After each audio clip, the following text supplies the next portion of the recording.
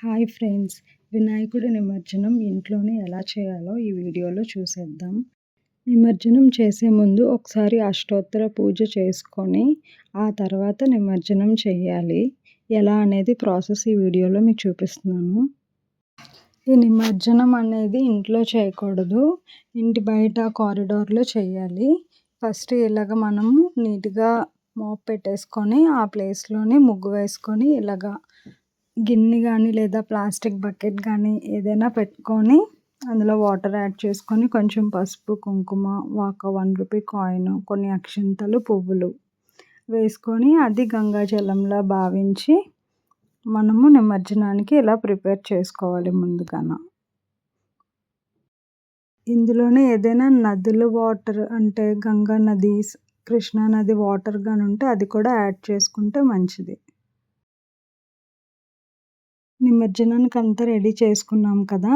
ఇప్పుడు స్వామి పీఠాన్ని ఒకసారి కదిపేసి, మనము స్క్రీన్ పైన చూపిస్తున్న శ్లోకాన్ని ఒకసారి చదివి స్వామిని బయటకు తీసుకొచ్చేయాలి.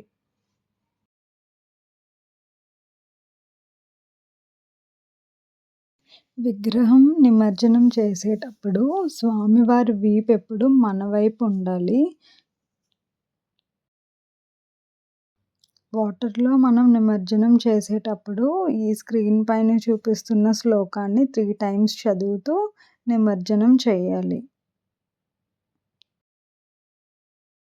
ఈ శ్లోకం చదవడం రాలేని వాళ్ళు ఓం గం గణపతయే నమః అని కూడా 3 టైమ్స్ చెప్పుకోవచ్చు.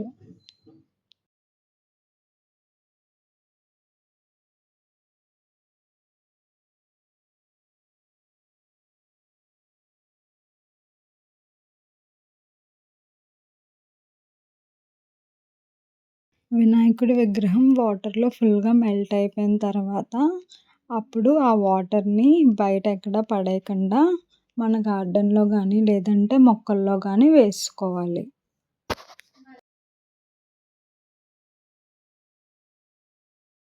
ఈ ప్రొసీజర్‌లోని వినాయకుడి నిమజ్జనం ఇంట్లోనే మనం చేసుకోవచ్చు. నేనైతే పూజ అయిన థర్డ్ డే రోజు చేశాను. మీరు కావాలి అనుకుంటే 5 డేస్, 7 డేస్‌కి కూడా చేసుకోవచ్చు. కాకపోతే రోజు పూజ చేస్తూ ఉండాలి.